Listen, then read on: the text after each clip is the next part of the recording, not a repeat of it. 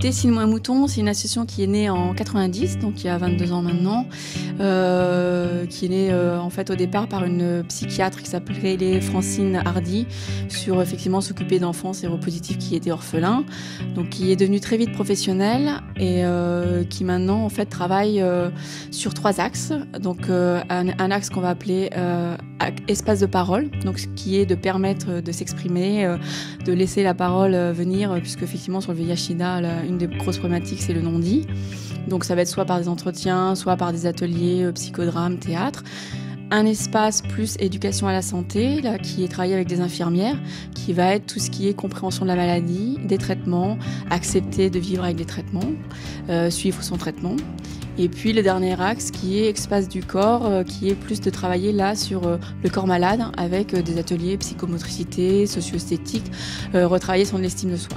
Sur ce type d'accueil, je dirais qu'on est presque un lieu unique, particulièrement sur la prise en charge d'adolescents, puisqu'il y a très peu de lieux qui prennent en charge des adolescents, jeunes adultes séropositifs. Dessine-moi un mouton, c'est une association d'une dizaine de professionnels santé, donc il y a 3 psychologues.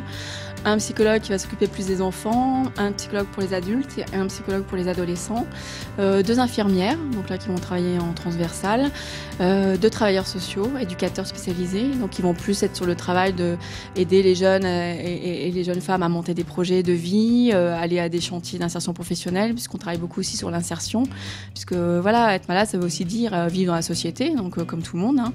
Donc, et puis il y a 2 personnes à l'administration, recherche de financement et gestion. Par rapport à il y a 30 ans, on peut vivre maintenant avec le VIH/SIDA, on peut reprendre une vie, on peut avoir des enfants avec le SIDA, on retravaille avec le SIDA. Mais effectivement, il ne faut pas oublier que c'est comme une maladie pour la vie. C'est une maladie qui touche à l'intime. Donc forcément, quand ça touche à l'intime, c'est pas si simple. C'est une maladie transmissible sexuellement. Donc ça veut dire que vous êtes toujours en train de protéger les autres. Vous protégez vous, mais protégez les autres. Et donc c'est pas si simple que ça à vivre et à accepter. C'est la journée du SIDA, mais c'est vrai que on est une structure qui allons aussi nous ouvrir à d'autres pathologies. Et je pense que c'est bien aussi parce que justement la problématique du SIDA, c'est qu'on n'en parle pas assez et qu'on peut pas assez dire bah oui, moi je suis séropositif et alors. Et que le jour où on arrivera à dire ça, je pense qu'on aura gagné une grosse bataille. Alors faut pas oublier qu'il y a des traitements, des effets secondaires très difficiles, mais c'est vrai que le dire et pouvoir l'assumer, y compris dans le monde du travail, je pense que ça c'est un des enjeux.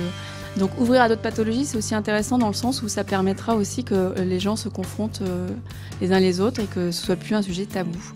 Ça va pas se faire comme ça, donc ça c'est un des grands enjeux. Un des grands enjeux, ce serait qu'on n'existe plus. Ce serait, je dirais, la finalité. Mais malheureusement, je suis plus aussi utopiste que ça, donc je pense qu'on sera encore là pour un certain temps.